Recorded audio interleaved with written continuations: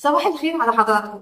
من داخل كلية علوم الرياضة للبنين بالإسكندرية بحيي حضراتكم جميعا. النهاردة احنا متواجدين في قلب الحدث حيث امتحانات القدرات بكلية علوم الرياضة للبنين بالإسكندرية لعام 2025. النهاردة احنا متواجدين مع كتيبة العمل الذين يعملون في اختبارات القدرات ولجنة التقييم. اهلا وسهلا بحضراتكم. اهلا بيك. يمكن احنا حريصين النهارده ان احنا نلتقي بحضراتكم علشان نعرف يا ترى ايه هي المعايير اللي بيتم من خلالها تحديد امتحان القدرات او اللي بيتم من خلالها اختيار الطلبه الجدد. الاختبارات احنا اعضاء لجنه الطلاب او اختبارات القانون، انما يسبق لجان خاصه بالطلاب، خاصه بالوزن، خاصه بالكشف المبدئي والبيانات الخاصه بالطالب اذا ما كان رياضي وحصل على بطولات. الكلام ده كان يسبق لجنه مباشره. دلوقتي نبدا في القوائم. القوائم بنعني بيها مدى سلامه الجسم من حيث عدم وجود او خلو من اي تشوهات قواميه، الطرف العلوي في الطرف السفلي في العمود الفقري، كل مكونات الجسم. وفي الحقيقه احنا مش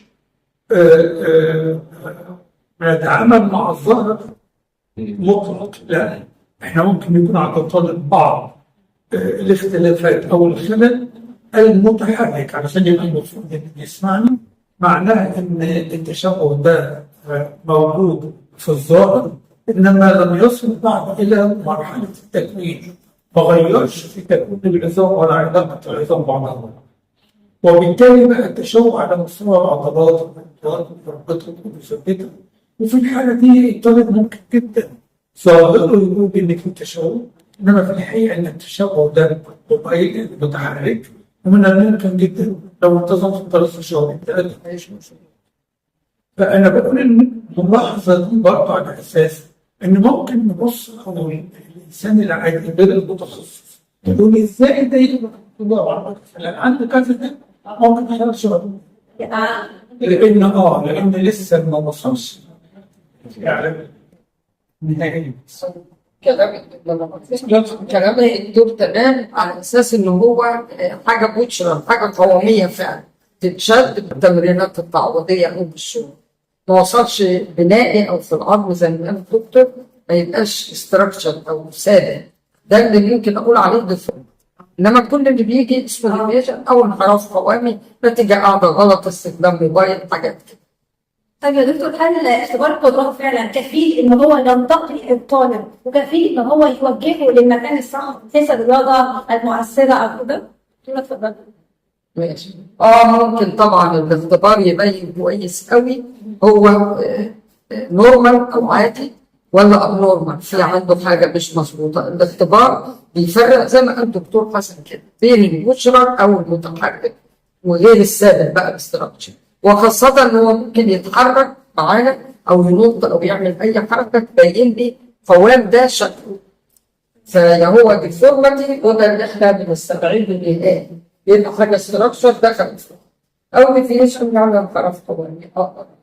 الحق بالتمرينات وعندنا يعني طب هنتكلم الحاجه اللي بتشغل الطلبه الجدد ده، هل في شفافيه في عمليه التقييم؟ وهل من حق الطالب ان هو يتظلم ولا ايه؟ يعني الدنيا هتمشي ازاي مع الطلبه الجدد؟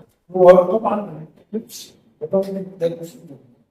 ده الصوت الاولاني، ولسه في دور شخص تمام، في اختبار رياضي، ودول علشان بنتكلم عن اختبارات ككل.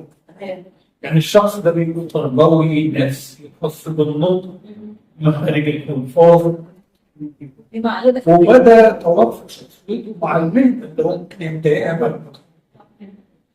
وبعد كده في الرياضه من الحاجات الجميله عدلت السنه دي ان اصبح الحصل على بطوله جمهوريه او بطوله عربيه بيعطى من الاختبار.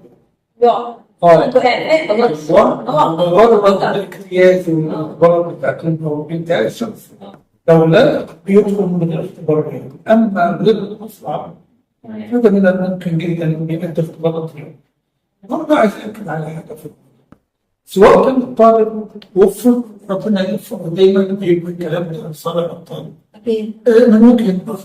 انما عايز اقول للطالب اللي لا يوافق، إن ده برضه صعب. أكيد. يعني النهارده كونك ان انت من دلوقتي عارف انك بتغلق بالنسبه للكليه، فده بيوفر عليك معاناه تبقى نتيجه سيئه بالنسبه. فاحنا مش الموضوع ده أرجو إن هو ما يكونش أسرع عن الطالب، إنه ممكن يبقى متميز في 10 غير أنا بشكر حضراتكم جدا وسعيدة باللقاء مع حضراتكم على واحد من اللقاءات عندنا. شكرا لحضراتكم، وبنقول بشرى سارة للطلبة المتفوقين رياضيا إنك من حقك إنك تدخل الكلية بتفوقك الرياضي بمجرد إجراء بس الاختبار الشخصي.